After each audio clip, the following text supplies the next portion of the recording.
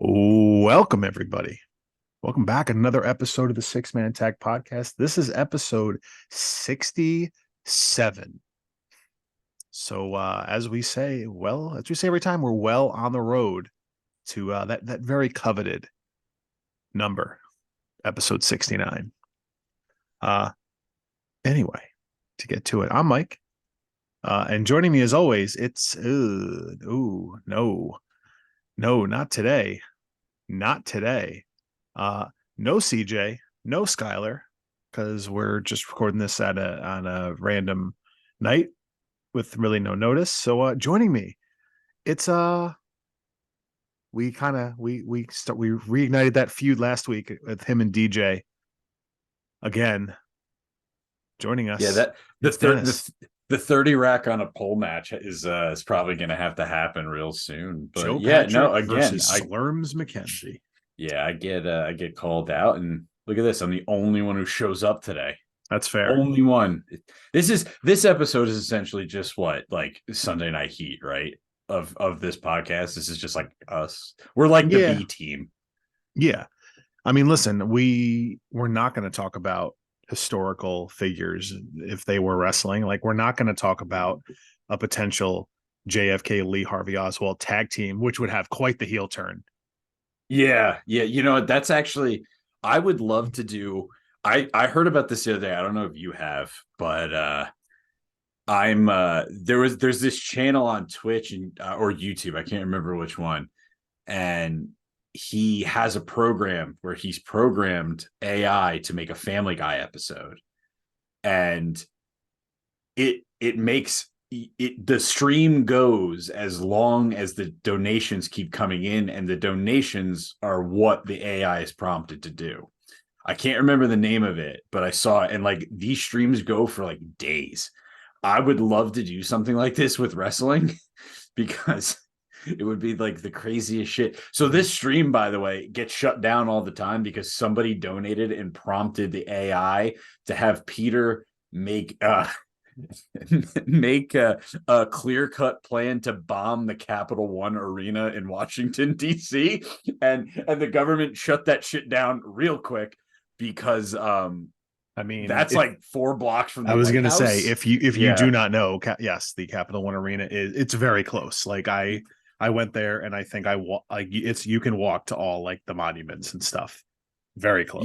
Yeah. So I would love to do something like that with wrestling, but like with historical figures, kind of like what Moist Critical did with the Brendan Fraser tag teams and with the Cowman Epic Saga. So that would be something I would love to go out of your way to watch some of that stuff, by the way. Oh yeah. Old Moist Critical videos are literally the best, like the best.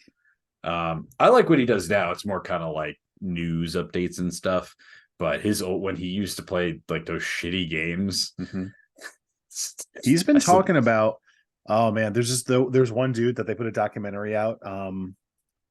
It's like Boogie with a bunch of numbers. I'm forgetting it after it, but also I'm like forgetting the numbers after the guy's name. But like famous YouTuber, and then someone did a documentary about him, and the documentary is wild. Yeah, how he just paid for sex and lost all his money with like escorts. Yes, but like stuff like that. One of the lines was, he's like, "Yeah, I've had sex with an Arkansas 8, but like I want an LA 10." Yeah, it's like, I deserve this. Yeah, pretty much. Yeah. The Boogie like 119 or something like that. Something like that. Yeah, but if you're familiar with like early YouTube, you'll know him. His fall has been well documented. Yeah, no, and the document, and I had I've heard of the guy, but I didn't know like the full thing. And I just watched this documentary like going in cold, and I was like, oh my, like this is. Oh, it's so sad. Yeah, it's so. I don't even know if sad's the right word. It's kind of just because you realize that he's just not a good guy. And it's hard to feel bad for the guy. Oh, yeah. A lot of those YouTubers aren't. I think the Completionist just got like caught. No. What did he do? Funneling money to his own accounts from a charity he set up. Oh, he was like keeping it. And he's like actually like a very well like respected. I didn't hear this. I like that guy too. Yeah. So God damn it, man. Yeah. Anyway, Back to the wrestling. What the fuck are you talking about? where is the wrestling? Wrestling. These guys are not talking about the These guys, wrestling. these guys are talking about. Hey, I mentioned a JFK Lee Harvey Oswald tag team. That is wrestling. Yeah, I mean, but here's the thing. How all right, before we get into our topic, which is gonna be the ruthless Ruthless aggression aggression. We're just era, going to talk about it in my general my sense. personal favorite, and I think the best wrestling era. I know people, oh, it was the attitude era. Oh, we'll get into that. Anyway, I disagree with that, but I will say, I want to put this out there. So you get the heel turn, right? Mhm. It's almost the Marty Jannetty, Shawn Michaels type of heel Right. turn. But who are they wrestling against? It's got to be like what, Fidel Well, Castro and Gorbachev at the time, right? well, if you're also going to go with Lee Harvey Oswald was technically a Russian spy. Oh, the FBI then. Yeah. Well, the FBI No. could be the No. referees. No, but if Lee Harvey Oswald is trying to almost like hide in plain sight, he has to be on this side fighting against any potential Russians, US, Right. the Okay. Soviets, excuse me. Oh, that Okay, they're country not. doesn't It was not. exist. No, the Soviet, the USSR. Number one. Hello. But Yeah, I think that would probably have to be it. so then you have the heel turn. Oh man, but like you have to take a while to get to like you can't have the Jack Ruby stuff happen instantly because for wrestling that's not good. If you have this No. angle, if you have this angle and then you end it within like 48 hours, it's just I not good. just I just after the match, when the heel turn happens, Jack Ruby cashes in Money in the Bank. Oh my god, I can't believe it. That would be my ultimate the ultimate. And who is it, what's and then Lyndon B. Johnson, just the angle becomes like Mhm. LBJ taking It was me. Oh my god, Jackie Kennedy, like taking Jackie Kennedy and just being like the, Mhm. I can't think of like a parallel of like somebody No, taking somebody's woman, Lyndon but like, Lyndon B. Johnson is the Vince McMahon. It was me all along oh yeah, that's a good because idea. he's president at the end. That's true. I like this. You know what? No, would be another good opening match on that card would Oh, be Abe Lincoln versus John Wilkes Booth. John Wilkes Booth in a last man standing match. No, there's got to be something better. Then a last man standing match? I don't No, know. no, but like I'm trying to associate it with something with a theater and like a play, but there's nothing coming to mind. Yeah, I can't. I mean, that's just wrestling in general, I feel like. Yeah, But no, I guess a last man standing match would be last the man way to standing go. match sort of makes sense.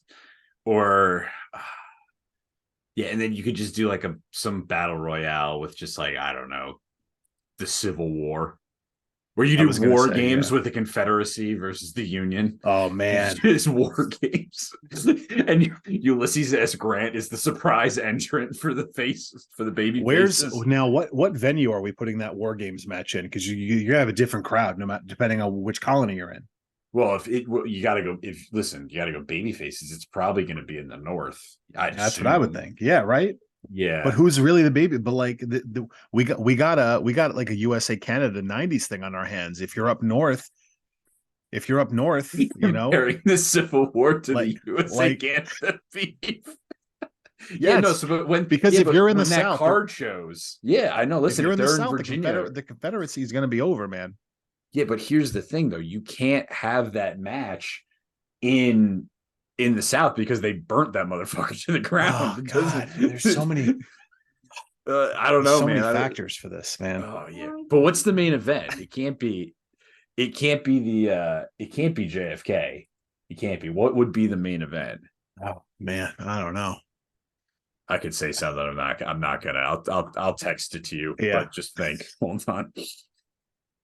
I'm trying to think like something very. I feel like the JFK one could be like the culmination of a feud type of thing. but I mean, it'd have to be the main event. He's the president. If we're basing it on that, he's the top guy, I guess.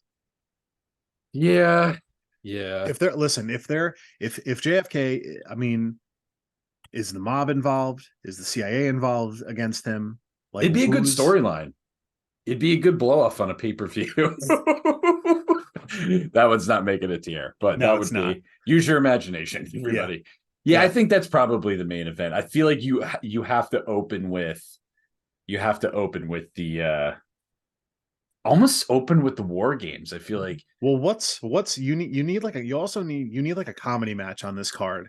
oh, So absolutely. I'm trying like what so 1960s. Well, it doesn't have to be the 60s. I mean, Oh, we're I also thought talking about the oh never 1860s. mind. I forgot we're putting this all on one card. You could have I don't know. What was an American band equivalent of like the Beatles? You can have some USA versus Europe shit going on Oh, at the like what would work for that? I don't but like I don't feel there was no feud. They just came over and kind of got popular here. yeah, It wasn't I like don't could you know. imagine if like the Beatles came over and someone in the US was like, nah, man, fuck this. Get out of our country. I'm trying to think of like a comedy, not like a like so I feel like your opening match either has to like has remember from was it WrestleMania 17 with was it was Eddie and no, it was Rey Mysterio and Matt Hardy, right? To open the 19. That was match. 19. So I know what that you like mean. it's got to be like a high energy match. It's got Oh to be man, like, yeah. oh, you know In it'd the be a good one. 60s. Here's a good one. Hmm. Donald Trump versus Hillary Clinton I mean, didn't in they an do that already on like Monday Night Raw? in an intergender match. I mean, yeah, But you could do that. the comedy match, you could do something like Osama bin Laden in a handicap match with like I don't know, a bunch of just like Joe Biden versus Ric Flair. oh yeah. That'll be the cool down Yeah, match. yeah, yeah. Oh, yeah, That's yeah. the If you're gonna open up with war games, yeah, oh yeah. you got to bring the crowd down to get them hyped for later in the Oh show. yeah. Yeah, that was I like this idea. This is the best. This is the second best pay-per-view that will never happen that we've come up with. Yeah, 6'9", and I would love to actually one day get together over the summer and like not actually wrestle, but if we could somehow procure a ring, mhm. put on like convince some indie company to let us just take over for the day. I'm sure our colleague Mr. Craig Francis may have some connections still. Yeah, I would. Oh my god! If we just no, And but just we would have to just it would just be like South Park. We would just do promos and just act, and there would never be any actual wrestling. oh, that'd be the best. That would be the best. But I need we do need to write down we need to make this card and like space it out and see what we come up with. Get like a for six the seven match card for this history pay per view. yeah, I'm definitely I down. mean the I'm pay per view. definitely I'm sorry, Mel Brooks. It has to be History of the World as the name of this pay per view. yeah. I So, I mean, mean, how far back in history are we going? Like, I mean, are we just doing I don't want to go USA? too far. My own personal interest, like way back history. I'm not Oh, like crazy about. I've got a good one. Not the first match, the Hmm. second match. So the first match is like your get up, whatever. Yes, you got you have FDR, you have FDR, Churchill, and Stalin just beating the shit out of fucking Adolf Hitler in like some weird feud where Mussolini doesn't show up or something like that. Oh, I haven't even thought about Hitler. There's so much. Oh, you could. I mean, there's a lot of places you could go I feel like we with could, like, do this. you just do like a Europe, like, yeah, like a European battle royal? Oh wow, Like yeah. all the dictators from the early 20th century, just, By God, that's King George the Fourth's music. Just like Napoleon versus Hornswoggle or something oh like no, that. Hornswoggle, the Jesus, my actual fucking only headphones wrestler. fell off because this is really, Hornswoggle's the only wrestler to make it on the card. well, it's our style. That's the dark match. Yeah, Napoleon getting the dark match. Yeah. Oh, Much like our 6'9" pay-per-view, the only actual wrestlers don't actually appear on oh the show. yeah. Well, nobody's there to see that. Nobody Yeah. wants to see that. Yeah. Oh my God. Anyway, all right. Change gears because I could Oh, sit and talk about this all no, we'll night. spend two. I'll spend 2 hours just coming up with Joe. Oh my God, I got a Joe Biden versus Ric Flair. There's no reason for this. Oh my fucking God. Uh, Ah, man. there's a few feuds I could talk about. I'm just not going to mention. I'm just going to keep it No. to myself. Yes. Yes. When we make this card in private, it'll be on there. But yeah, not for public some of it not for public consumption, which is fine. It's better that way. I'm gonna text you another one. Oh no. But we are going to talk about the ruthless aggression era. I don't know what's topping this one though. I don't think so. I mean, as much as I these are good ideas. In Can't Memphis, Tennessee, baby. Stop. Give it away. All right, go ahead. Continue with Okay, you're really wrestling. fucking smart if you get that reference with no context. Yeah, let us know. Don't. Yeah, Jerry Lawler, Memphis, Tennessee. Yes, that's where he's from. Could have been a member. You don't know. You don't know. Anyway, yeah, ruthless aggression. I feel like we haven't dedicated a full episode to this very good era of wrestling. We've discussed some stuff, like we went back and watched WrestleMania 19 in a past episode. We went back and watched WrestleMania 17, which you could argue maybe sort of that transition show, the end of the Attitude Era, sort of transitioning into the beginning of the Ruthless Aggression era. But I'd say it doesn't really, I'd say it kicks off at that first draft, back in 2002. We're not doing a full timeline of this. It's sort of just, I would say, once that initial brand split happened, which again, we've talked about all this. Go check our archives. We've got episodes on all this stuff. But yeah, the era as a whole, it's very underrated. And some would say better than the Attitude Era, because I think this era of wrestling, I guess we'll start with like our sort of like, I guess sum it up just to start, and then we'll get into specifics. But this era of wrestling holds up better than a lot of Attitude Era stuff. Anything. I mean, granted, you'll never see me go back and like watch, something from like the 80s or the early 90s. Yeah. It's just never gonna happen. But I feel like you had a lot of there's a lot of guys, and I'm just looking at like a roster quickly here of like, notable names. Right. Some names I don't recognize, but there's a lot of guys here that are still around today, Oh yeah. Which is kind of like interesting. Like, I mean, obviously you have your Edges, your Brock Lesnar's, you have, your Christians, Gold Dust, and certain names, and guys like that are still around. And I just, for me personally, I think the product was better. And granted, I don't have the knowledge you guys do, but anything I go back and watch, is usually of that like 2001, 2004 kind of timeline. Maybe that's just because that's what I'm nostalgic for. But I don't know. That's, for me, I feel like that was sort of the peak of it. Like, I think a lot of people like misremember that era, like that being the Attitude Era, as it being like, because it was the Stone Cold Rock thing. I mean, granted, there was a lot of other stuff going on, but I feel like that's the one thing that people remember, and that was kind of what floated the boat. But you still even had, in the Ruthless Aggression, you still had Rock and Stone Cold. Right. Yeah, you had the tail end of it, but it was still there. Right. It was still there. I think the problem with the Attitude Era is the main event stuff, like you mentioned, Stone Cold, The Rock, this stuff. Yeah. Like the main event stuff was very, very good.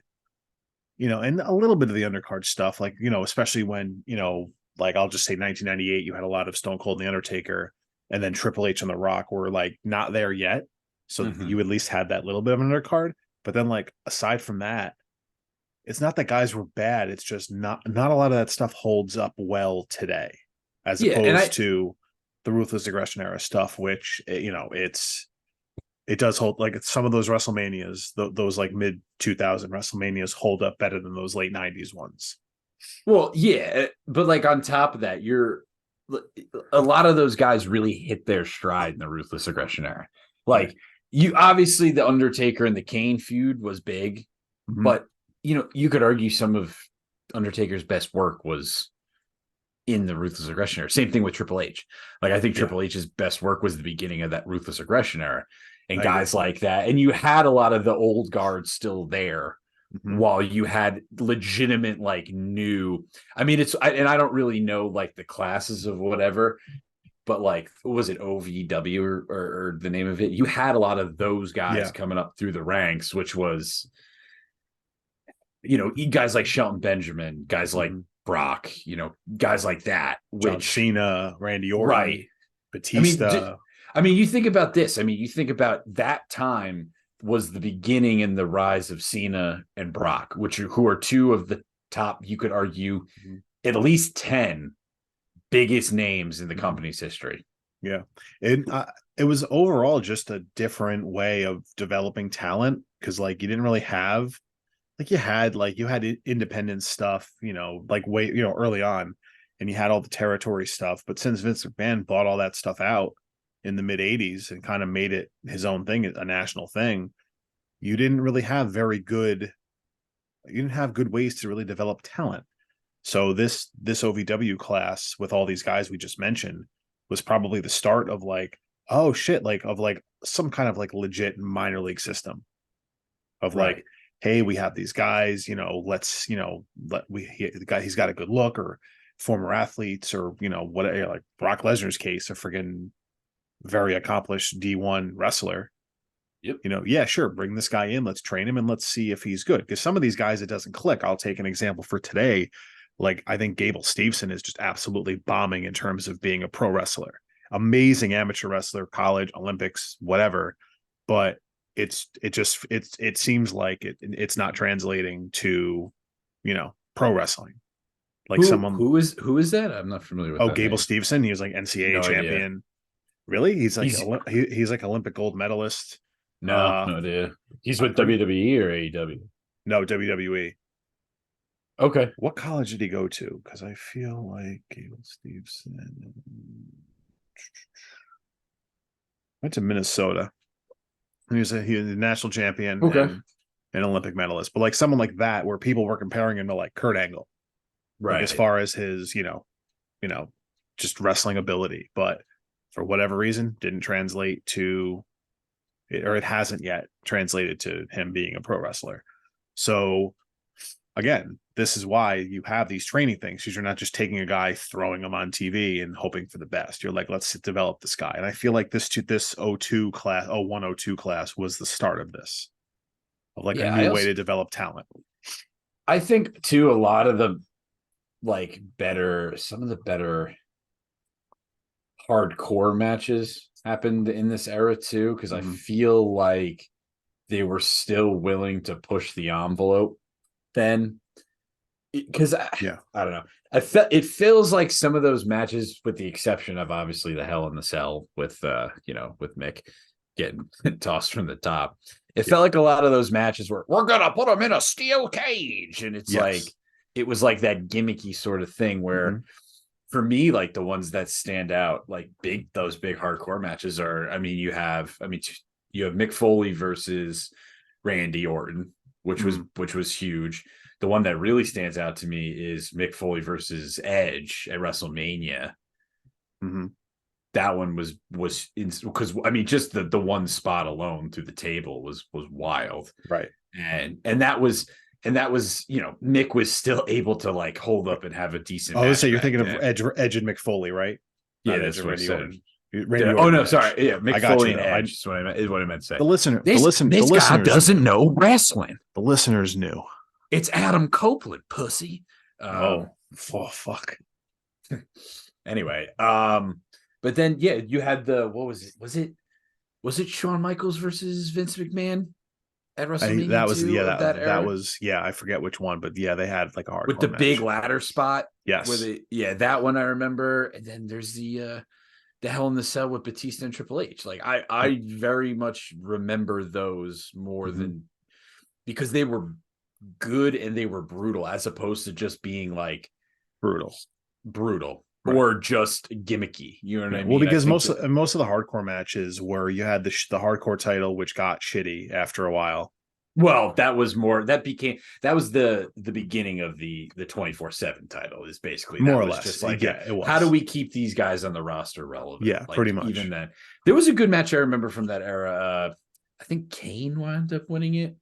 I don't remember It was probably was it the WrestleMania? It was probably like Raven, Kane, and Big Mhm. Show or something. Yeah, where Yeah, when Ray they like almost crashed a golf cart like through like a fucking wall or something. yeah, they got on a golf cart for a little bit, and Yeah, like yeah, matches like that are like whatever, but right, I they were good back then because again, there's a lot of things they did back then that they can't or won't do now. You know what I mean? right. So but then you had all the matches like even just the regular matches, and I'm just looking at a list just like to jog my memory here, but like you have that Iron Man match between Brock and Kurt Angle. Kurt, yep.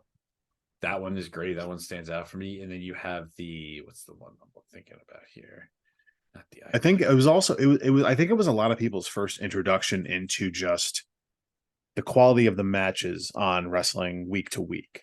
Like Right. not that you didn't have it back in the day, but up until that point, you didn't have wrestling like this. At least in the I'll say just in the United States. You had your cruiserweights on like WCW all the time. Yep. And you did have good matches, obviously, like in all eras, but in terms of this much talent that can wrestle this well. And well, this is why, like the story of like the whatever the SmackDown 6 or whatever, like in that early Ruthless Aggression era where Paul Heyman ran SmackDown and you had, Rey Mysterio and Kurt Angle and Eddie Mhm. Guerrero and Chris Benoit and Edge and like all like you had like all those guys who no matter what you did, they all matched up well against each other and they could wrestle for 30 minutes a night if you needed them to. Yeah, and I think you had a lot of I think that was really maybe like the tail end of the peak, if that makes sense, of like the real like the tag team stuff with like the Yeah. Dudleys and Mm-hmm. and the Hardys and stuff. That was still going on. And then you had the factions like Evolution was like big back Mm-hmm. then with that Mm-hmm. whole legend. And then you had I think Randy's best work with the Legend Killer thing. Mm-hmm. That Oh was yeah. that was fantastic. I mean, you had that, and I think you had maybe the best version of Kane, where the unmasked type Kane, where Oh he yeah. was just sort of like he was the monster heel. And they just And to went on me, I he'd think go on a back then, rampage. oh yeah. Also, don't know if it's Attitude Era or it might be like just like the transitional period, but when Kane came back to beat up the Un-Americans is one of my favorite spots in any Oh, because in they were gonna burn a flag on Raw yeah, or and whatever. Jim Ross is just flipping out, and Gold Dust and Booker T, and then Kane winds up doing the spinneroonie, and it was just like it What's felt happening? back. It felt back then like it just like it was weird, but it made sense. Like it just was like, wow, this Mm-hmm. is great. And the one thing I think back then that I miss more than anything, and like you said on the last podcast, in between ripping me was Fair. yeah. Um, was how like you don't watch every week now. And granted, we're in a different part of our lives right now, but I feel like back then they made it worth your while, Mm-hmm. especially on Raw. Yeah. I I always like SmackDown just because Brock was on SmackDown, so that's Yeah. sort of just like what I watched. But they always kept you on your toes too. Like they would. I feel like there was always a draft every like five weeks. I know. Yeah. Like Well, they definitely did it once a year. They did it once and then they were like they would just they always find ways to switch guys up and whatever the hell they have yeah, to do. But yeah, and like I'll say it again if you didn't hear it, it is just different times. Like even if you don't have shit going on now, like back then, if you didn't watch it or you didn't tape it with your VCR, you didn't see it. yeah, and I And think whereas that now, like you just with your streaming services, you can easily DVR shit. You have Hulu, whatever the hell you right. have. It's so easy to find this stuff. Right. It was they almost made it worth they wanted to make it worth your while because they wanted you to buy that pay-per-view. Because Yes. they knew that you had nothing, no other way to watch it, like you said, unless you taped it, which let's be That was honest, you probably didn't, It was a pain. It was listen, pain in the ass for those Yeah. of you that don't remember. You had to, you know what? If you told me right now, set this VCR to record a TV show, I would forget. I'd be like, No, I absolutely don't. not. I'd be like, I don't know how to do this. Good thing you still have a VCR in the Kane household there. I don't. Good to hear. But yeah, no, I really enjoyed those times, and it felt like, I mean, like one of my favorite memories as a kid was the Angle and Brock feud, like back when that was huge. That was as like big as it got to me. Mm-hmm. And then they had the Big Show involved. They had the monster truck involved. It's crazy. Oh, a cryptids pay-per-view. Yeah, but you know, on top of that too, you had like Eddie Guerrero's best work Yeah. of that era, by far. You know, obviously. Well, because Ruthless Aggression era, he definitely still had his problems. Well, yeah. And then like that, when he was champ like 04, 05, like yeah, honestly leading up to his death was his best work though, that like 2 year span. I remember watching his last match live on, I think it was UPN. I think that used to be on UPN 9. It's a Family Guy joke in there. Yeah, somewhere. And I forgot who he went up against, but he threw the chair and he laid down for it. That was his last match. And it was kind of like poetic. But there was also another individual who name gets brought up a lot on this podcast because it's hard to talk about the Ruthless Aggression era without him.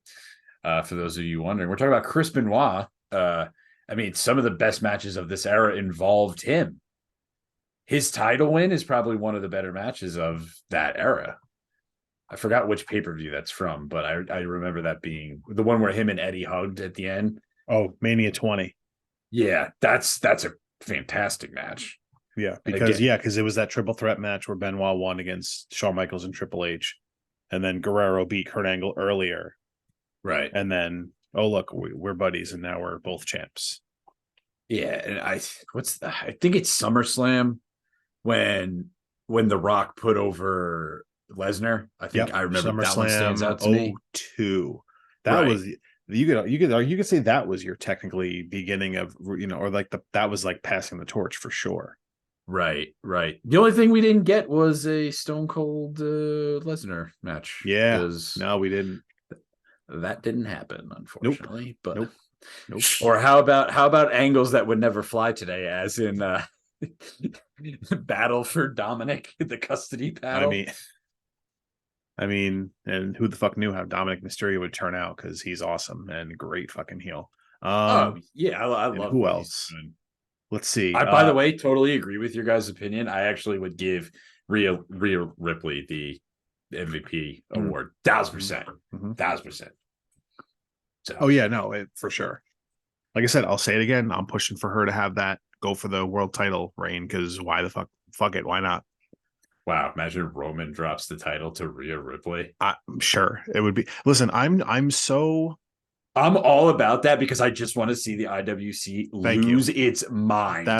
That's where I'm at with all of this. God. To just cut in with this is I'm so against the complaining and the bitching and the nothing is ever good enough that I just want the dumbest shit to happen.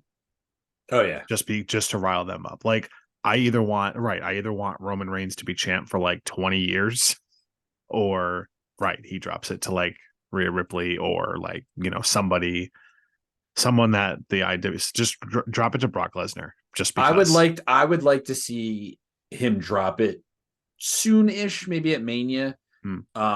Only because I think maybe personally, I think it's Cody's time. Like I just kind of do. Oh yeah, no, and I agree. I'm not going to be an asshole and like openly like root for no. Shit. But for me, it would be very funny.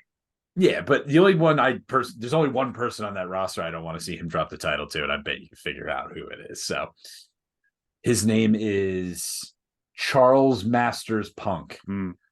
That's what CM stands for, right? Charles Masters. Yes. Charles Manson. Charles M. Schultz Punk. Charles Manson Punk. Oh, nice. He could be on the. We could do a. Can we do a little aside here? Because I have more thoughts on the Ruthless Aggression era, but fuck CM Punk. Kind of done with that guy. Listen. He's a draw. I get it. I just don't like the guy. I can separate the art from the artist. I'm Yeah. just like over it. It's Well, like, you like know what? I just like I'm not over it. Like I am, Right. but I'm also like not in a sense of like I know like the guy's entertaining when he's on TV. Oh, for sure. He's like Aaron And Rodgers. right, right, like right, he's good, but he's an asshole. Yeah. Yeah. Yeah. His the CM Punk's parents also hate him like Aaron Rodgers. Oh, is that a thing? Oh no, his Aaron dad. Rodgers' parents don't talk to him. Well, no, I know Aaron Rodgers thing. I know Yeah. about Rodgers' whole fan. I don't think Well, I CM don't think he no, talks to his whole CM family. Punk's like super tight with his mom, I thought, right? Oh, I think his dad was like an alcoholic or something like that, Yeah, and like that's he don't why talk to his old man. that was it. That Yeah, was like a storyline like way back in yeah, the yeah, yeah, I day. remember that. But Yeah. like I said, I'll just say again from like I think I said it last week where like the guy's entertaining, and I know that like this is his last shot. Where if he pulls Oh, any of shit, course. where if he pulls any shit again, like they're gonna be like, you're like beyond done if you do any of that crap that you did over there here. Right. And like I said, I just like I it is what it is. I'm sure he rubs people the wrong way. I just think Oh, Seth Rollins. right. Like I just think WWE will like keep everything professional where AEW couldn't. I think AEW's a mess, and that's a whole other thing I think we could get into, and I'd actually would like to if you want. Sure. But personally, just just to backtrack, I Yeah. do I think it's good for the brand. Because Pat McAfee reference. Oh, I got everybody got it. I do think it's good because it's more star power, you know what I mean? And you Yeah. like that. And it's good, and it's gonna come with good matches. It's just a matter of it's also like you said, the style will suit him better. Yeah. And Well, I also think because that the there's better expectations people for him to yeah. work with as Yeah. well. Because the Where expectations in AEW, I feel like from fans are always way too high just because of like they have all like the lucha matches and the fucking flippy matches and stuff like that. And yeah, it's I know that's people's thing, but right. when you watch a bunch of that and then okay, it's a CM Punk match and it's just a wrestling match, I think people are like, meh. Well, why didn't you? Well, 20 years ago, you used to do these flips, and it's like, yeah, well, the dude's like approaching the dude's in his late 40s. He can't do that anymore. Well, yeah, and I think people seem to forget about it. You know what I mean? Yeah, Like you could, right. you still got guys like Ric Flair out there tearing it up. Um, that, by the way, that needs to go away. I'm so done with that. I think everyone But agrees at this point. but as far as all right, changing gears, AEW. I've had a lot to say about this for a long time. Go I've said ahead. a lot of it, and there's one reason and one reason only I watch AEW, and I think I've made that very perfectly clear. I have Right. a personal interest in it. Hmm. And I don't you guys didn't touch on it last time just because you guys we're talking more of the big picture. Hmm. But that feud, and you know exactly which one I'm talking about, the one with Bill and sorry, Dutch. Hmm. With Dutch, Vinny, and the Righteous with the whole team better than you, baby. Yeah. They mismanaged that so bad. There was so many better different directions they could have gone with that. And speaking to Bill, the reason they wanted to continue to go with it because they filmed those vignettes, and those vignettes were honestly some of the best storytelling things that had come out of AEW in a long time. Personally, that's just my opinion. I could be wrong. Again, I could be seeing this through Homer glasses, which I probably am, but there was so many better ways to go about that because, like we said, you knew they weren't going to pin the champ. You knew that. Everybody knew that.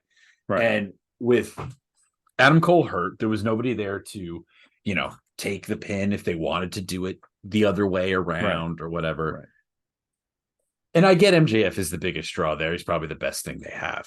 Mm-hmm. But the thing that bothered me the most about this was they were getting some serious push behind them.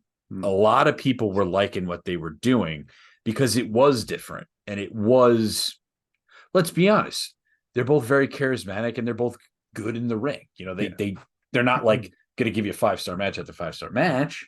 But that's not what everyone does. One of my favorite matches I've ever watched was their match with the Dark Order on ROH. Their send off on ROH. Yes. I love that match because they didn't even win or they didn't even get the win. and they still Mhm. came out looking fantastic, because that the story writing was fantastic, Mhm. because it was this is what we wanted. It was like it's kind of like the Joker, like, I want anarchy, I don't care about the outcome, this is what I Right. want. And I think you think they could have done something like that with MJF, where you had Adam Cole on the sideline, where it's like, hey, this is your buddies, and just playing off the fact that he can't help him, and then they take a DQ because they're about sending a message, and Right. not exactly we don't care about the titles. We never did. Right. You know what I mean? But instead, they made him look weak, and then they pinned him in a fake pin, the cheating pin, and that was like, that's what you came up with. Right. And to me, that's the microcosm of that whole company. Like, there's yeah. As far as with the rose colored glasses and stuff, it's yes and no. Mhm. It's yes, of course, because you're looking at, but also no, because it's true to the extent of that happens, like that seems to happen to so many people. And it's been one of our biggest complaints, I think, on this show, at least, and probably in general, about AEW and, in general over the last, 2 years, probably, is just it's not, and forget whether someone's good, whether someone's bad, good story, bad story, whatever. It's just, you get this like random 2 week push, and then you're just forgotten about. And they do Right. it with so many people, and you put the righteous on that list because, and the opposite that I'll say is, they could have, and obviously, sure, the story could have been better. You say that across the board.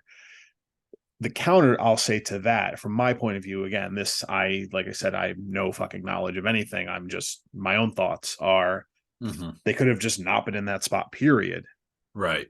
They could have done that as a throwaway match on like Dynamite or Rampage or something, or it could have just been stuck on like the pay-per-view pre-show. Instead, they did get to open a pay-per-view against the biggest star they have, regardless of the outcome. Again, I don't know one thing or the other, but from my thought would be, I guess it's better to have that than nothing, where if they'd still Yeah.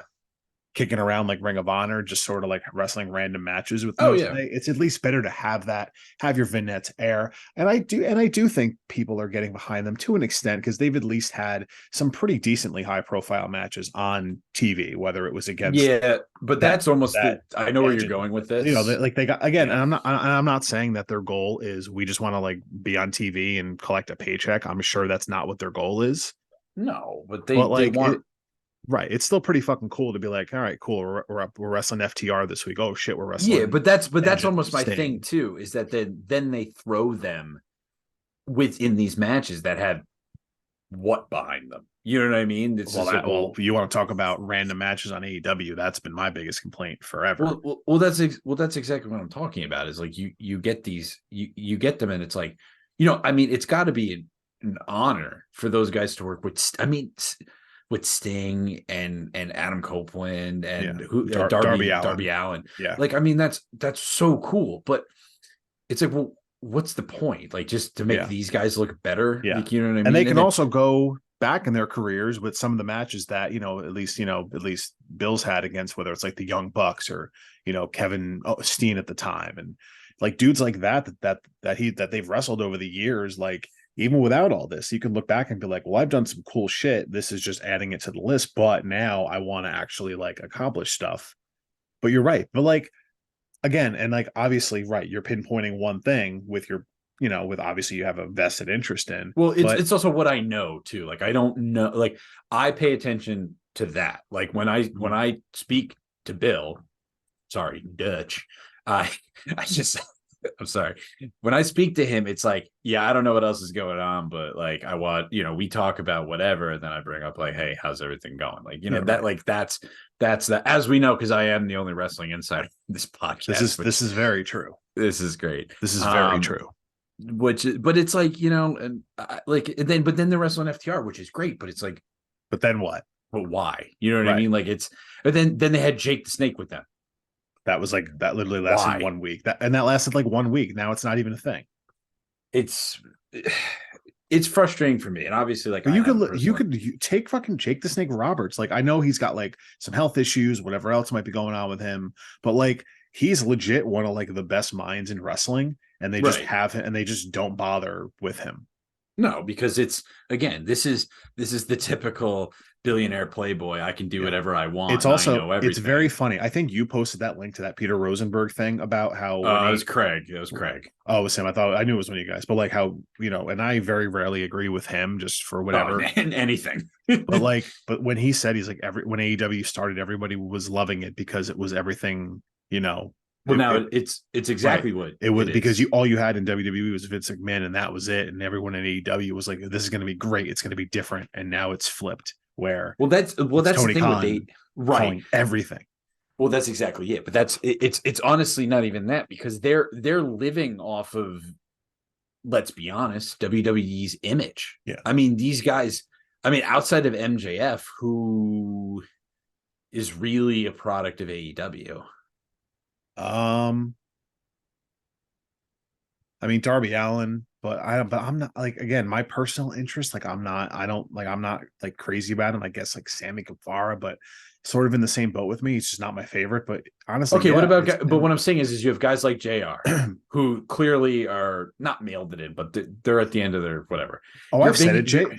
You're Jr. just doesn't what, and I'm not going to say he doesn't like look up stuff or do his own research or stuff, but like the newer guys, he's just like I just think he can't like when he calls matches with like the older wrestlers and he knows all their moves. He's called their matches for 30 years and shit like that. He's on right. his game for that.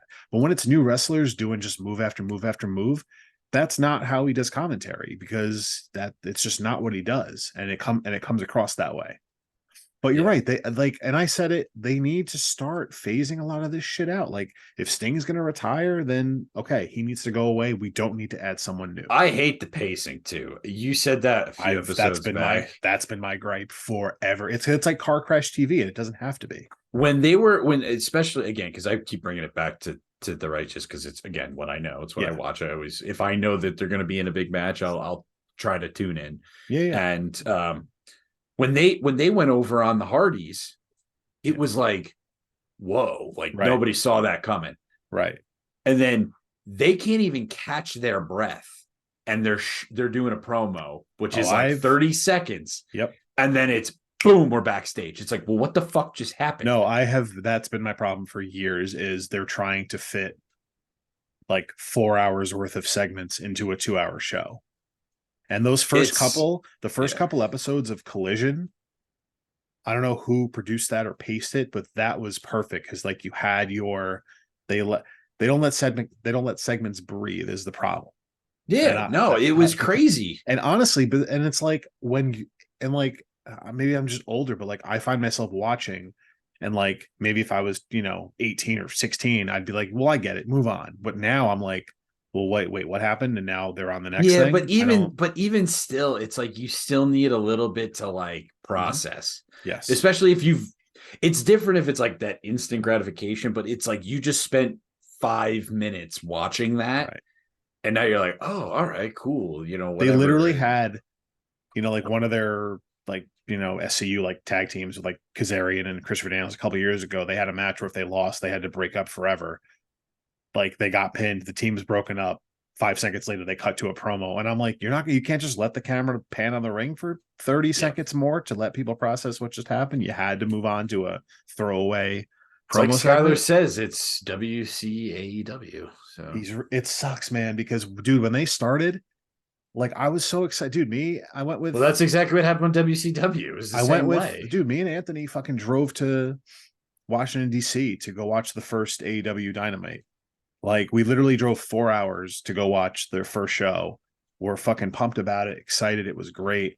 Yeah, but again, back. And then, but again, everything's new is always better. Yeah. You know what I mean? And then, like here we are, like 4 years later, and it's just like, damn. Yeah, I just read the same thing. I just did the same thing. I was like, huh? Do we both just read the notification in the Discord? Yeah, Discord. Yeah. Thanks, Craig. Discord chats are fun. Speaking of fucking can't keep attention, we literally just dropped what we were doing to fucking read. Yeah, AEW has a I'm sorry, where was I? What? What were we saying? No, I get it, man. I think I don't know how much it feels. I don't want to say it's on life support, but it Mm-mm. feels like it's going the wrong way. It's definitely not, because they're privately owned, so Tony Khan can take his loss for 30 fucking years if he wants to.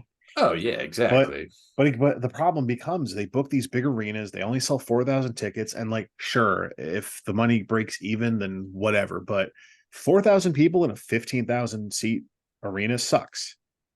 Yeah. If the Arizona Coyotes games, those like, a whole different thing. They play in a college arena while they're figuring out their shit, but there's 5,000 people there, and it's sold out every night, and it sounds awesome in that building. But if you took those Yeah. same 5,000 fans and put it in a 15,000 seat building, sounds like shit. That's AEW's Right. problem right now. And a wrestling show could be in a fucking, I'll just say, when we went to the Ring of Honor shows in Dallas at Mania weekend, the Ring of Honor shows were in a literal like hotel conference room, like big like big ballroom. I'll say, I won't say That's conference room. I'll say ballroom. oh, at But a like, gala. but it probably holds like between 500 and thousand seats total. But Yeah, like, but there's a different but charm to that, like with the intimacy oh and yeah, like no, the but also when you put that few people in that venue, it sounds great. oh If yeah, for if you sure. put 1,000 people in a 10,000 seat arena, it's gonna sound like shit, and By the way, that's the problem. still need to go to a wrestling match. Never have done that ever. Um, I mean, it's expensive, but there is a spare WrestleMania ticket available, Where is WrestleMania? Philly. So we're Uh, just gonna again, it's when is this? April. Maybe, It, maybe. it'll be it's How expensive are we talking? uh about tree fitty. Yeah, I could probably do that. I have a free one, so you can let me Who's going? know. It would be me, you, Anthony, and C Loop. Ooh, Anthony's going. I'm out. I'm out. Oh, I'm out. I'm out of here. I'm coming for you, Girthquake. Anyway, I mean, I don't know, because I mean, I don't we're know. Maybe I'm not going to say for sure, but yeah, I no, would I like just to. I That'd just be said cool. I know, because I bought four, assuming and the fourth just couldn't. I just assumed I was just, either way I was gonna get four. I would, Right. I'd I got figure it it. out. I'd either figure it out or sell a ticket, but But yeah, no, you let me know later. It's literally 4 months away. yeah. All right, yeah, yeah. No, I need to know now. Well, I'll let you know at the Longobardi dinner. Oh, Chicken parm on a pole match. I'd watch. I I did watch War Games, so I caught the end of the. I thought that was a really good match. I really enjoyed that. I Dude, didn't think I. those war games matches are always fun as hell. It sucks that it took them forever to bring them back. I did like it. I thought the spot with I thought the spot with the RKO for the top was awesome. Yeah, And you know what's crazy? I turned it off before Punk came back because I thought that shit was over. that And is then a classic. I saw you guys are because I didn't give a shit. I was just like, oh yeah, Yeah, Punk's yeah. gonna come back. Da, da, da. Then you That's guys a were like, yeah, oh no. I'm like, fuck, I missed it. God yeah, damn it. yeah. That is a classic Triple H like move. He did that when he ran NXT. Like the little like we talked about last week, the credits thing, the little credits box would come up, and then shit would happen after. Oh, we're going off the air. It's all that's how you in wrestling nowadays, it's so hard to surprise people just because of all the bullshit like spoilers and stuff out there that they have their Yeah, ways. They have their ways to still get us. good. Well, again, that's the one thing. It's like I said in the last time I was on the show back in the summer was when Yes. By the way, this episode sounds way better than that one. oh yeah, we were you know what's funny? I listened to that the other like not too long ago, maybe like the other day actually. Mm. It sounds terrible for one. But my favorite line is, "Yeah, we're on our way to go get hot dogs." And you just start cracking up. I mean, it was true though. We were You on were our way like, to "Yeah, go eat. that's true." Actually, yeah. Listen, I want to switch gears here. I want to go Bad day back to to be the your hot dog every day. every day. I'm going to go back to the ruthless aggression because I actually want to do something with you because you could probably do this better than me. Mm. I have a roster pulled up of Yes. majority of people. Yes. I'm going to drop a name and I want you to tell me the first thing that comes to mind when Ooh. you think of them. Okay. All right. Whether it be a spot, a Mhm. match, just something funny you remember. So I'm going to Yeah. go Let's go. All right, here's a good one to start with. Vicky Guerrero. With her yelling "excuse me" obnoxiously forever. Excuse me. Yeah. Wasn't she But like Edge's girlfriend for a wife. while? My wife. This is my wife. Oh man, that's brutal. Yeah. Yeah. One of the most obnoxious Oh voices yeah. you But have it ever got heard. over, so good for her. Yeah. All right, let's see who else. Um, hmm. How about I don't recognize this person, but what about hold on, I was gonna ask Sarah. Who's Sarah? I don't know who Sarah What? is. Sara, Sarah. Wasn't that Undertaker's wife, Sarah? Maybe? With the DDP angle, wasn't that Oh. Yeah, oh wow, yeah. I forgot that's what they did with right? DDP. I was gonna say, I was like, I totally forgot about that. She wasn't technically a wrestler though, just Undertaker's wife that was hanging out. Yeah, well, she's on the roster. So All right. what about a bigger name, Batista? What's the first thing that comes to mind of Ruthless Aggression or From Batista? Ruth, okay, since you're specifying that, it's definitely Deegan Batista just walking out with Reverend Devon when they split the Dudley That Boys. was such a And he bad came out with the little decision. box, and the little box was meant to keep the money from the collection plate safe. That was like that was he was essentially like guarding the Reverend's money, which is it's actually very funny in hindsight of like, hey, we Oh need yeah. like, yeah, that box you're carrying is collection plate money that we force people to give us at our church. And then your whole gimmick is you're protecting that. It's Is very it Batista the biggest riser of the Ruthless Aggression era? He has to be, right? um From doing that crappy gimmick to no, it's world probably champ. John Cena because he said it himself, he was like a fucking he could have been fired at any time. It's And he true. literally did like a freestyle rap. I forget, he did something on TV with Stephanie McMahon, but I don't know if that came because he did something like Well, behind the they knew, scenes. yeah, they knew he could do that. Like it Right. So was they like let him a in. yeah, that got But over big. I but I loved just John Cena when he came but up. it's I funny. love It's John funny Cena. because like the John Cena debut, like he had the big debut on SmackDown against Kurt Angle. Everyone fucking knows it. The whole, the ruthless aggression, slapping Kurt Angle, having a great match, and almost Mhm. getting this like seal of approval from everybody. But then just like sort of coasting and not doing anything, and nothing happened. And like he said, like I said, he said in interviews, like, I was gonna get fired. And if I didn't freestyle rap for Stephanie McMahon, I would have been fired and I wouldn't have even had that chance to do what turned into, the Doctor of Thugonomics. I have Cena's US title spinner, not the world Oh title. yeah, I remember that. I loved that when that came out. I was such a Yeah. fan of that. I I gotta go. loved it when he I came out. gotta, I should dig it up, but Rocco will break it. He'll fucking throw it on Listen, the floor and I'll just be like, why'd I, why'd I do this? word Oh yeah, life, that word life, kid. his t-shirt was Ruck Fools. I remember he always used to wear like some throwback jersey of wherever Every city time, he yeah. was in. Well, actually, it's funny because because that's what he did for the when he was the rapper gimmick, and then before that, he said when he wore the generic tights and boots, he would buy a new color based on like the local city sports team. So he said he has a closet of just like an endless amount of just like matching colored trunks and Oh, boots. I didn't know that. And he's like, the amount of money the amount of money he had to have spent on just doing Oh that for yeah. every fucking night, like insane. Here's All that for it not to get over and not work, and then all you right. just wrestle, and then you get to just wrestle in jorts for the next 20 years. DJ Lupo's DJ, dream. these fucking I can't. This is happening way too often because of the way I have to wear these headphones to be comfortable. Is Yeah. I laugh and throw my head back and knock them off my head way too many times. I've already done it twice on this. All right, here's another name. Yes. I have a memory of this guy, but only for a specific reason. Charlie Haas. So man, world's greatest tag team, him and Shelton Benjamin. I thought that was an underrated gimmick. I liked that back in the Yeah, day. because because they were essentially just Kurt Angle clones, at Yeah, that spot. And then I actually forgot why Charlie Haas is. I don't know if he got hurt in a match or something. I I couldn't tell you. I also remember he was dated or was married to the Tough Enough winner. Oh, what's her fucking name? Jackie something.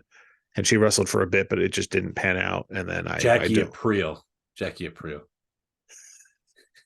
Um, I used to always in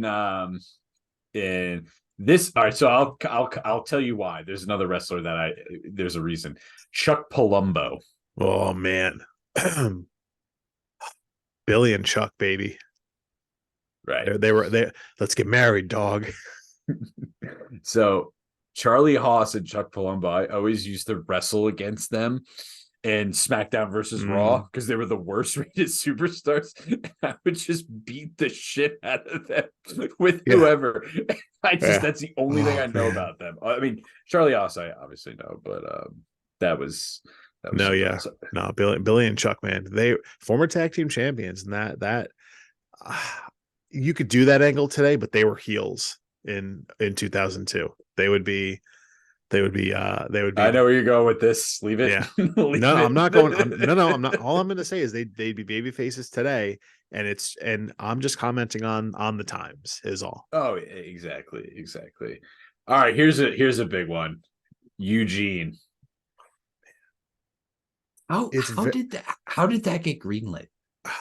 Like even back then. Speaking of stuff, yeah, right. It's 2005, and it went on for like 2-3 years. Ooh, that was tough. He was at like I guess obviously he did a lot of shit with like Triple H and Eric Bischoff and all that stuff. But like the fact that they were like, "Hey, go out there and do your thing," and then the Sandman's just gonna come hit you with a kendo stick, and that's it. We're just gonna have Sandman beating up the special needs guy, and then we're gonna cut to something else. I remember the big thing with him was he was out there for when Hogan returned to beat up Muhammad Hassad. I remember that. It was WrestleMania, right? I think it was something, yeah. One of the big ones, yeah. Man, Muhammad Hassan. All right, I'm gonna bring him up. He's under a different name here, but one of my all-time favorites, the Hurricane. I mean, who stand back? One of the best jobbers of all time. He beat The Rock. Listen, just saying, a win's a win. He beat The Rock. Now, when I say this name, what do you think of Heidenreich? Ooh. Well, Michael Cole, first of all. They made him a second Road Warrior. What were they thinking? What were they thinking? So the last couple things you've mentioned, they couldn't get away with today. That Heidenreich stuff wouldn't fly, and the Eugene stuff wouldn't fly today. Yeah, the Heidenreich thing. I don't think I understood it as a kid, but boy, do I get it now. Oh boy, do I get it now. Here's some names, and I'm just gonna rapid fire them. I just want to see if you know these people because I don't. Horace Hogan. Definitely it's a WCW guy. I've never heard of him. No, I couldn't tell you who he is, but he was definitely a WCW guy. They like portrayed him as like Hogan's cousin, nephew, I think. Idol Stevens. I think some indie wrestler. Maybe he was a jobber on SmackDown, but I do not recall. Never heard of him. Oh, here's one that I have fun. Jamie Noble. Ooh, awesome. I love that gimmick. Like him and so cringy. Him and Nydia were a good pairing. If you actually, who did he have this match against? Him and someone. It was a blindfold match, and it was actually like it was nothing serious. But it's very entertaining. Just search Jamie Noble blindfold match because I can't remember who he went against. But take like 10 minutes, 5-10 minutes, and go back and watch that. It was definitely on a pay-per-view. Is it Jamie Noble blindfold match, and maybe I don't know 03 or something like that. Because I remember it, and I think it's worth watching. It was Nydia and Jamie Noble. Oh, they faced each other. Okay. No way out 2004. Okay, yeah, yeah, definitely give that a check. Give that one All a right. check. But Yeah, I thought he he was was pretty he good. Those cruiserweights were good back then. I yeah, really enjoyed those. that redneck stuff that he did, the stereotypical stuff was hysterical. It's the best. It Yeah, was so even cringy back yeah. then. I'll even give when they had him. I think he was in that Eminem security thing that Seth Rollins had a few years back. I think it was Jamie Noble and Joey Mercury. I think Eminem's. I can't remember. I think I'm right on that. But Well, that brings me to my next person. I was going to go to Joey Mercury and oh John man, Morris. That was they one were of the they were hot back yeah. then. I just remember don't Google Joey Mercury's ladder spot. Oh yeah, seen it, Yeah, don't look that one up. seen it, But seen it. awesome tag team, Melina with one of the, at the time, great fucking entrance doing that split into the ring. Also, kids, don't look that up. Look it up. At least not in public. Look it up. Go look it up. Um, Oh wait, everyone has their own phone. Go look it up on your parents' computer. phone. Yeah, Bring it yeah, up. yeah. Were you looking up porn in here? Yeah, mom, leave me alone. Who else? Who else? Who else? These are all like bigger names. I'm just trying to think. People like who the hell is Marcus Corvon? Never heard of that Oh no guy. no no no no! I actually want to talk about this guy because Okay. I want to I want to do a TNA show from 2005 on this pod. About look for it in the future at some point. I don't know when, but TNA Unbreakable 2005. I'm just gonna say is coming in the future Okay. because there is a match on that. I'm very sidetracking, but please bear with me. We're gonna see if there's one match triple threat: AJ Styles, Christopher Daniels, and Samoa Joe. It was a 5-star match from 2005, probably one of the best matches in TNA. It was on that pay-per-view, and that feels like a forgotten pay-per-view. I feel like in terms of that company, so definitely something I think we're going to rewatch and talk about in the future. And I say all that because you say Marcus Corvon, he was known as Monty Brown in TNA, and he was awesome. I would argue he you could argue he was one of like the best like homegrown dudes from TNA. TNA. Where Okay. I think in TNA he probably should have been the world champ at some point. It just didn't happen. And then he did go because he was in ECW in like 2006. And I think he had some like family stuff happen. Like he had to just step away and like deal with a lot of stuff. But I think he was sort of, I think he, that, I won't say lost potential, but because he was a former NFL player. Oh, really? Okay. Yeah, I couldn't tell you. It was. I think he's one of those guys. He didn't have like a great career by any means, but like he was still like he was in the NFL like Goldberg was or something. Gotcha. Okay. May Young is also on this list, and all I can think of is Bubba Ray Bubba Dudley Ray Dudley. power bombing her, Yeah. which is hilarious still There's to this another day. podcast out there, Deadlock podcast, which they just watch old ridiculous clips and like they're hysterical when they talk about it. Mhm. And they did this one recently and they commented where Devon goes to push her off the stage and stops, which they said, which arguably is probably a worse fate than she actually had. Had, De- had, had Devon just kept the wheelchair rolling and just sent her, fucking Oh yeeted my her off the god. stage. What about Maven? What do you think about when you think of Maven? I watched that entire season of Tough Enough in 2001 and he won. And I think he was probably the most popular at the time. He threw Taker out of the Rumble. That was probably his Yeah, biggest I moment. remember that. I remember that. And he actually has an interesting YouTube channel now that I've stumbled upon lately where he doesn't go like inside deep, but he just sort of like people ask him questions about I've seen that. I haven't watched it, but I've seen it pop up on my feed. he'll like go down like how he would get paid. He'll talk about like, guys he's, liked or whatever in the past or like wrestlers. There's like other insider shit that, he obviously experienced. So check that out too. His YouTube channel is pretty good. All right, so I'm gonna go. Here's a couple, Hmm. maybe two. Nathan Jones. This was a weird era. This was probably the only part of the Ruthless Aggression era that didn't work because they were just bringing in a lot of these random guys. Nathan Right. Jones looked like, if you Google him, I feel like he looks like a jacked Jason Statham. Yeah, well, exactly. That's exactly what he looks like. Like, I feel like they were just going for these like big, like foreign dudes because I feel like they had him in. They had like Wasn't this. his thing he was like in jail? Like that was his I think thing. so. Yeah. It's honestly a blur. I just remember if you go to WrestleMania 19, the Undertaker's in a handicap match He with comes out at the end, and it's like right. he does like one of the super kicks, and it's kind of like it. Right, but I'm pretty like that was supposed to be a tag team match, and they did the attack angle, but I'm pretty certain they just weren't confident in Nathan Jones, and they were more Probably. they were just like they were like, can you just go out into a handicap match and we'll have him come out at the end or something? Shout out to Undertaker, man. Yeah, Shout out to and that like guy. the three of those guys were probably like, yeah, we got it, we're fine. Uh, two of the more controversial people of this era, Muhammad Hassan. The Um, what? Who did he go against? Was it Cena? Where Probably. the masked terrorists carried him off? Oh, that Do you might have remember been that? Was that Cena? it might have been the Undertaker It was because someone. so I think it was Undertaker because like it wasn't long after this that they had to get rid of the character.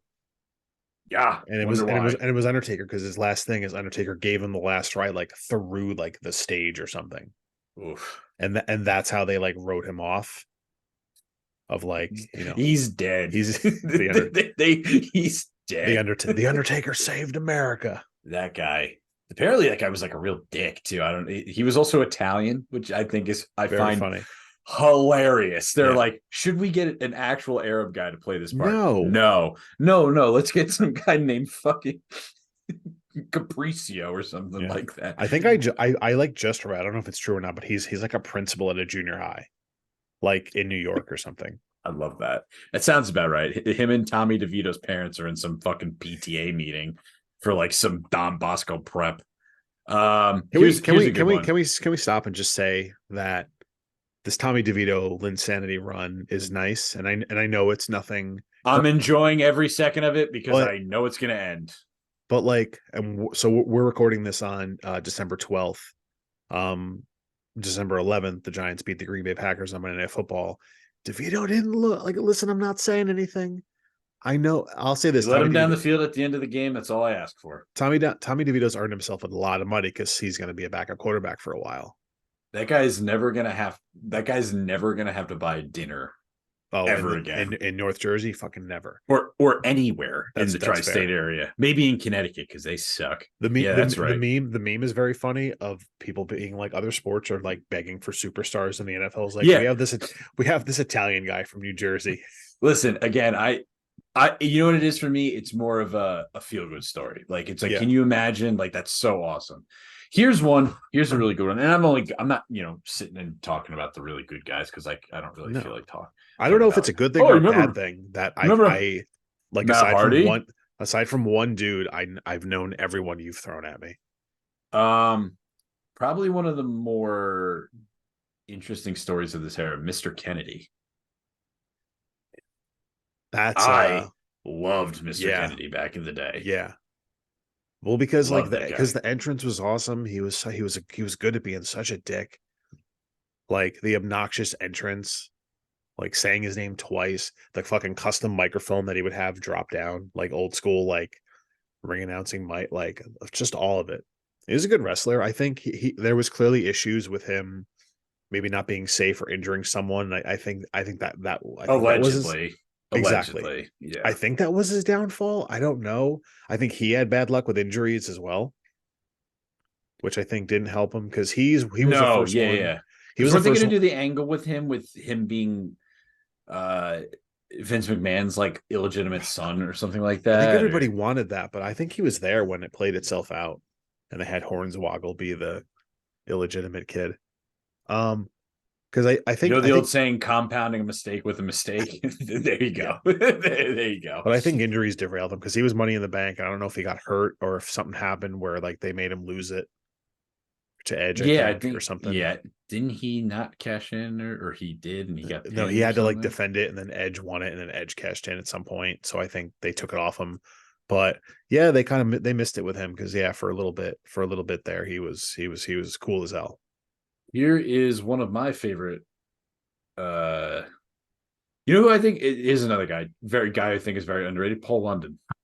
Yes, very underrated. Very, very good. Would be very good wrestler today. I feel like probably still is out there somewhere. Probably. Supposedly he got fired for smiling because when they had Yes, yes, I remember that. the Vince McMahon like limo thing, when he just had that shit eating grin on his face. If you go back and watch it, it's on like it's on there. Yeah, I The Vince remember that. McMahon limo explosion. I'm pretty sure like that. Yeah, that's why he got. Okay, now when you think of most racially insensitive tag teams of this era, what comes to mind? There's a very obvious answer here.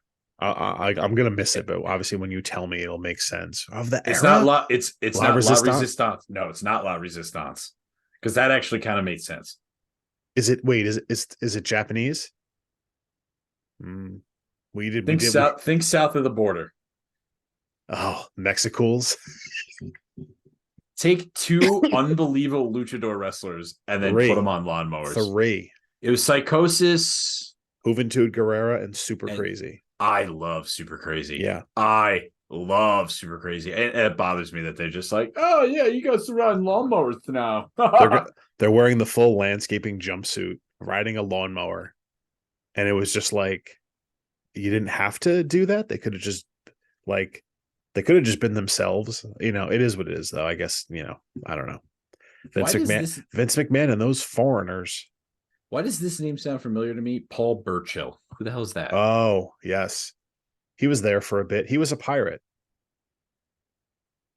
Oh, he was the Jack Sparrow guy? Yes. The Jack Sparrow. When did the first Pirates come out? Like 01, 02? In that era. Yeah. So right. So it you. felt like that gimmick felt like Vince McMahon watched Pirates of the Caribbean 5 years after it came out and said, well, goddamn, pal, we need a pirate. Wasn't Kazarni of this era too? Oof. So I actually just heard this on Something to Wrestle with Bruce Pritchard. I don't know. I remember it, but it was so short-lived.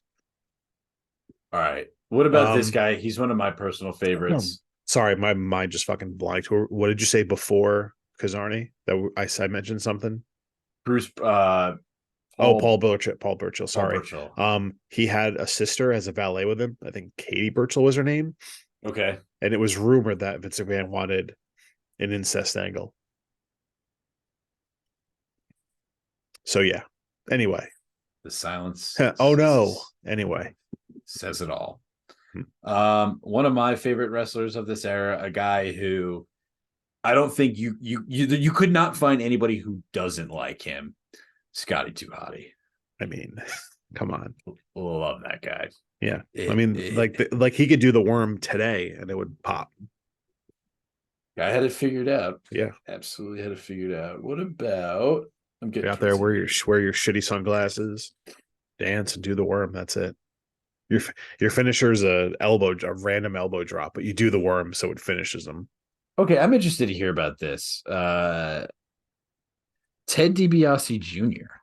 I don't know enough about that guy. Well, I know that was like the tail end of Legacy, wasn't it? That was it was. Like, well, yeah. Well, if you want to go to today, he could be in some Brett Favre trouble with that. Oh, is he? I think he's with him or the same type of shit. Yeah. Man, damn. If you don't know, basically they're stealing money from the state of Mississippi to do whatever. I can't remember what they were doing. That type of. I thought something else. Oh, sorry. No, not he. He did not. He just if you're watching on YouTube, you'll catch that. If not, I'm not going to explain it, so you have to watch it on YouTube. I'll watch YouTube anyway, but since you've already seen it, I'll explain it. Just no, Ted DiBiase Jr. didn't send his dick to a reporter like Brett Favre did. These are some good ones here. I'm actually enjoying this because this is bringing up fucking 15-year-old shit. That's I'm going to say some names of people I don't even know. By the way, Tajiri, very underrated wrestler. Love that guy. Very underrated wrestler. Sylvester Turkey. Oh, Turkey. Is that how you say it? Typical white person. It's Turkey. There's a Y there. Bro, don't worry. Don't worry about it. Anything about him? I've never heard of that name before. I know of him. I want to say he was like an ECW guy, but yeah, I honestly couldn't tell you what match he had, but I do know the name. It was WWE ECW. Stevie Richards, wasn't he in the NWO? No, No, he was in the BWO. BWO, baby, the Blue World He was Order. the guy who beat the shit out of JBL, right? Because the JBL beat the shit out of Blue Meanie, and I'm pretty sure he Yeah, I got him with a remember that. fucking couple shots. Can we do a watch along of I really want to do a breakdown of One Night Stand. I Yes. fucking Well, love that pay-per-view. no, we can. I don't want to do a watch along of like a whole show like that, just because it gets, but like, yeah, no, but we can God that damn. because that's what we're doing. We all just watch the show, then we just go through the card and talk about the whole show that way. Okay. Yeah. So if we Man. do it, we'll plan on having you back when we do 05. I'd like to do 06 too, because I love John Cena versus RVD from that. But Well, it's literally the only John Cena heel.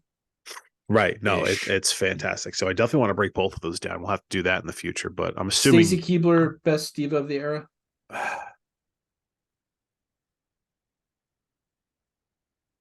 she was probably the most popular. I think I was more of a Tori Wilson guy myself. Yeah, I was more of a Spike Dudley guy myself. But by the way, Spike Dudley, only thing I could think of when I think of him is when Brock Lesnar debuted, the triple power. Oh my God, how that guy's spine isn't lodged out of his own ass. No, these are some good ones here. That indie dude on that clip that circulated a few months ago is the guy that got his fucking back broke. I hate indie clips. I hate them. Yeah.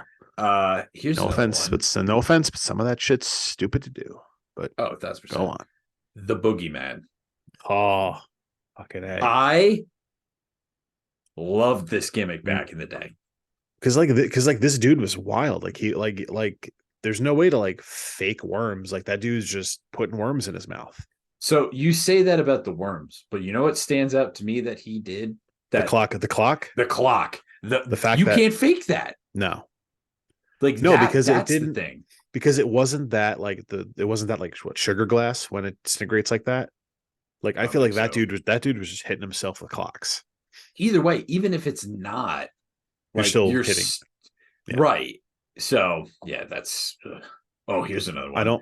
I don't think they gimmicked them like guitars, because they do that with guitars. Because if you go watch the first ever guitar shot, I think it's Honky Tonk Man or someone hitting Jake the Snake Roberts, and it's just a real guitar. Yeah, he herniated like 2 discs in his neck. Because it's like the thing that messed him up. Oh yeah, no, and then it's like you see the balsa wood guitars where they just explode. Oh, and then the first one where it's just a thud. Here's one: Trevor Murdoch.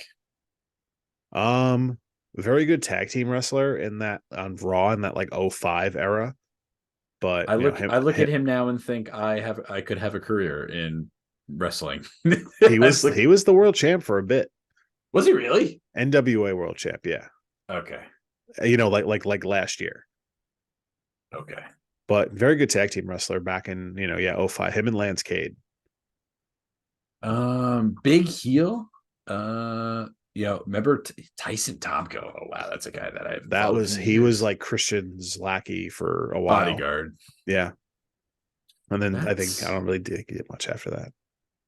And I'm gonna just end it on this with because I'm sort of at the end here. When you think of Vince McMahon in the Attitude Era, like what do you Ruthless Aggression Era, what do you think? Like, I don't know, do-rag Vince, ECW champ Vince. No, the stuff. You mean his promo with John Cena? Oh God, what up? Oh Mark. Again, you just like, it's funny when you tell people it was a different time.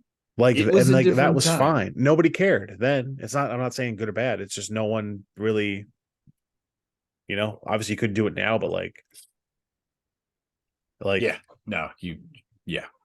it. Yeah. You probably shouldn't have done it back then either. No, but I think there was less like, I don't know, there was less pushback back then. It's just how it was. Yeah. Yeah. Man, I mean, there's a lot of like, I could sit here with like, all the good guys that obviously I skipped over the, into the interesting characters, obviously. Right. Yeah. But, I remember that era fondly. I really do. It's a lot of fun. I really do. I think there's a lot more good than bad. And obviously we went off on a couple tangents. And honestly, as I've said in previous episodes, I think the greatest heel run of all time was in that era. with JBL. Just saying. You look, it's hard to deny it. hard. It's Well, hard, yeah. Because just saying. your argument at that time is Triple H, probably. Yeah, but you could. I think people like appreciated Triple H. I just thought everybody fucking hated JBL. No, it's Like, true. It's true. Yeah. so Like, dude, the shit. Like, dude, the shit with going to the border and getting the Mexicans out of the country. again, Just like, well, you know what though? That could probably fly today in certain demographics of the world. You know, in the South, certain yeah. underdeveloped parts of the United States. That's right. I'm calling out the South. Fight me on that. Oh, I thought you meant like Camden, New Jersey, or Newburgh, New York, or Poughkeepsie, New York. Yeah. Ugh. Oh. Anyway, I don't have anything left. If you have No. anything left, feel No, free I to. think, just to sum it up, I think, I feel like we've brought it up from time to time. We've watched some shows, but it was nice to sit back and just read some of these names and be like, oh my God, I know way too much about wrestling, that I know all of these people. Well, and as you know, we carefully planned this podcast out and didn't literally just hit No. record and go, "Hey, what are we doing?" You know, that type We're of talking deal. about history, and yeah, I didn't think of any other ones while we nah, were doing that. we'll, Oh, we'll have a follow up. You know, it'd be a good one. Hold on, I had it. Gandhi versus Gandhi versus oh my God, I'm trying to think. McDonald's, like Ray What? Kroc. I'm mixing eras because Gandhi would just do hunger strikes. So then Ray Kroc, who invented McDonald's, would be like, "Why don't you just have a hunger strike on a pole match? why don't you just have a burger, pal?" It's the old no. You could do it like the CM Punk straight edge angle, Oh, where Ray Kroc is trying to get Gandhi to break his fast. And it's just we should have just done this the entire time because I could just sit here. Because there's a lot of good ones. There's a lot of good ones. There'll be a part two. We'll save it. Oh, that was good. That was good. And listen, you don't have to know specifics of history to come up with a good card of historians. You okay? Did you just have a stroke? It's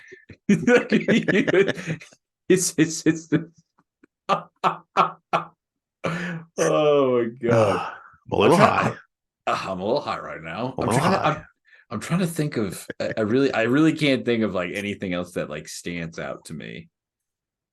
I really can't. There's a few, but now with the Gandhi stuff, I feel like, am I mixing eras by much? I don't know. I'm trying to think Gandhi. I don't know when Gandhi was alive. Like how far off can you go with like? Oh history? no, here's a better one: the Dalai Lama versus Gandhi. Oh man, what kind of match would that be? That could be a tag team. Ooh, could be a tag team. Would they be matched up against JFK and Lee Harvey Oswald when the heel turn happens and they're the new champs, or no? That's two babyface teams, right? Yeah, that's way definitely two babyface teams. You'd have to be like Kim Jong Un and like Pol Pot would have to be like the fucking who they're going against. All right. Hitler and and then they can have a backstage segment, before the pay-per-view with JFK, Lee Harvey Oswald, and they kind of do a foreshadowing thing where they're like, something doesn't feel right. Would any of like the dynasties in history make good factions? Maybe dynasty is a wrong word because I don't want to go that far back. The Charles Manson cult would be great. Man. Yeah, you could do that. That would be a good faction. That would be a very good faction. Believable. Yeah. Wait, did this really happen? Yeah. It did, actually. It did. Wait, you're gonna have someone. Well, Charles Manson didn't technically. No, he just manipulated other people to do any of the killings. Oh my God! You could do like the Pope versus the Pope go against? Like would the not like would the not would like Hitler and like the Third Reich be like a heel faction? Like, would that be a heel faction, or is that too much? Like Hitler's got to stand out on his own as a heel. No, I mean, you could start. This is such a weird conversation. You could start Hitler out as like the If we're leader talking of about the baby faces, faction. you got to talk about the heels. I don't know what Yeah, else to do here. I mean, you could start Hitler out as the leader of the faction, with like Mussolini and Himmler, and then just it's the whole "I'm too good for you." Is there a Hitler babyface turn in the works where No, he's then no, there isn't. No, there is not. I'm ruling that out. There is no. so he can't transition into like, oh, I got accepted to art school this time. I'm cool. No alternate history. No, there's no Fuck. alternate history. All right. But Oh it's like no. documented that that's how what that I don't know. Well, yeah, I mean that was sort of the If there turning was point. if it listen, if it wasn't him, it would have been someone else. Would it have been? I don't know. I don't. Would it Well have then, been? well I don't like, but know. like then this goes back to the would you kill baby Hitler thing? Like, Yes, yes, 1,000%, 1,000%. I don't even think that's a question. I think you do it. You don't even. This is getting too deep because I was then going to get into, well, what's the butterfly effect of killing said baby Hitler? I don't want a lot more Jewish people are alive today. That is the butterfly effect of that. This is fair. Yeah. I don't know. Again, how did we end up here? But easily. That's true. Oh, there could be. Here's another one. You could have a JFK. Let's do one more, and then I want to save this for another episode because I think we've done all the good ones. I really have. But you could do an angle with JFK where he goes up against like the Russian faction, but then they get caught faking the moon landing or something like that. I think that would be good. You could do that. I think we need a follow-up episode because exactly what we're doing, we can freeball and come up with a whole fucking like show of like not just matches, but like how we get into these matches. What storylines can there be? Like how can we intertwine history? We'll have a part 2 of this because this is I'm enjoying this. Yeah. All right. Yeah, I'm down with that. I think we got the really good ones, but I like we could plan, we could do, we could sit down and take like, let's just say 5 matches of like whatever, and we could plan the storyline leading up to the pay-per-view and the outcome and the fallout of the pay-per-view. I think this could be a whole podcast series. I think historical. We're onto something. Man, yeah, what a niche Hey, do you like history? Do you like alternate history? Do you like fan fiction and wrestling? Do we have a podcast for you? This is gonna be the best fucking podcast you have ever heard. Yes, we're onto something. Do you like discussing the butterfly effect? This is the 6-Man Tag Podcast presents. I kind of like the sound of that. I'm not gonna lie. I think this is something. Every so often we just sit down and bang these out. I think something a whole year's worth of programming leading up to WrestleMania. Something's cooking. Something's cooking. Some just backstage some backstage interactions with like fucking Gandhi and Vince McMahon.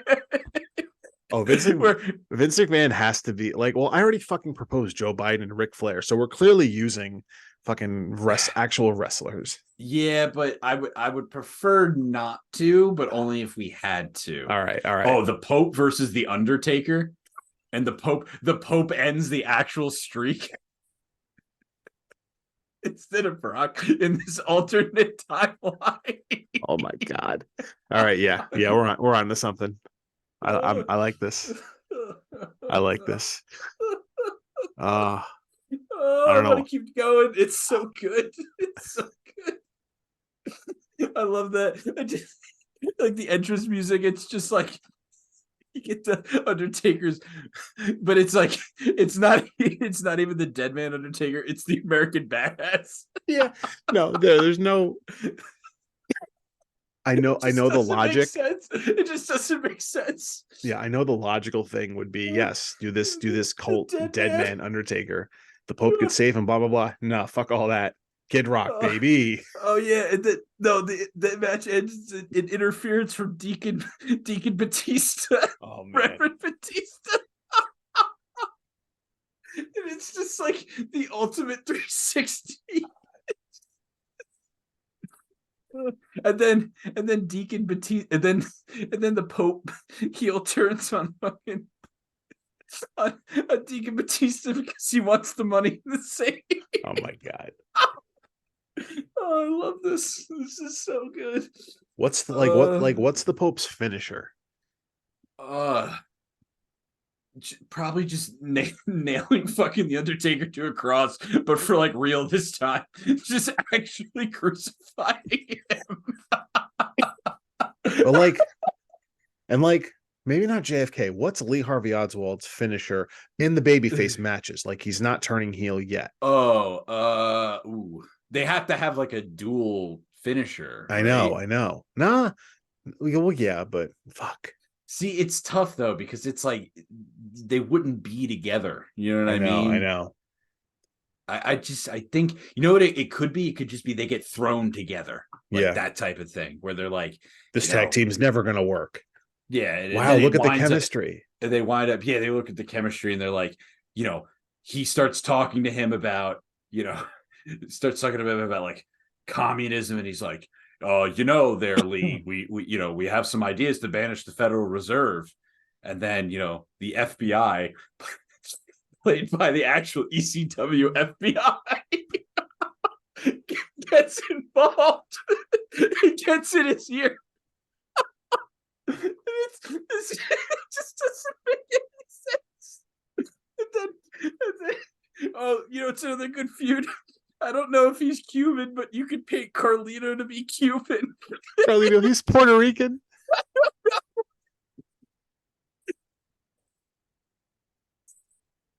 Typical Vince McMahon fashion. You could be like, you could be just Cuban.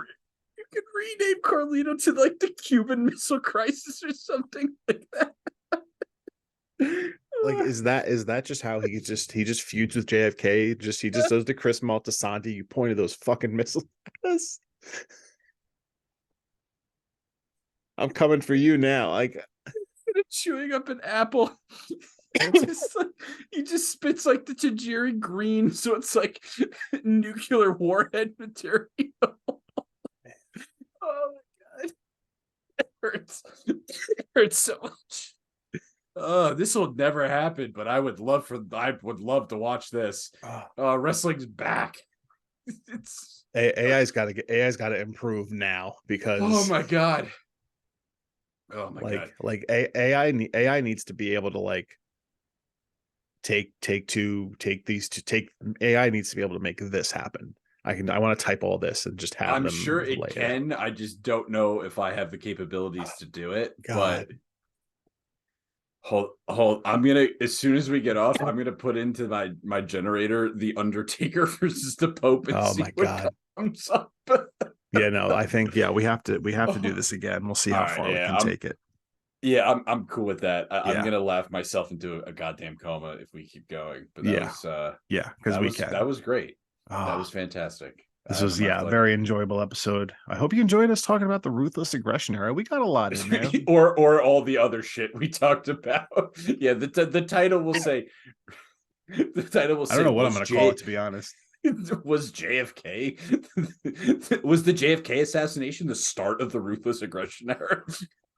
Yes. Did Lee Harvey Oswald start the Ruthless Aggression era? Yeah, I'll come up with something very, very stupid.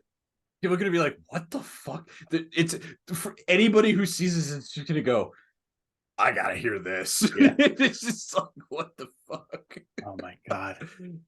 Please sign off before I come up with another one. Like, Fidel Castro teaming up with Carlito.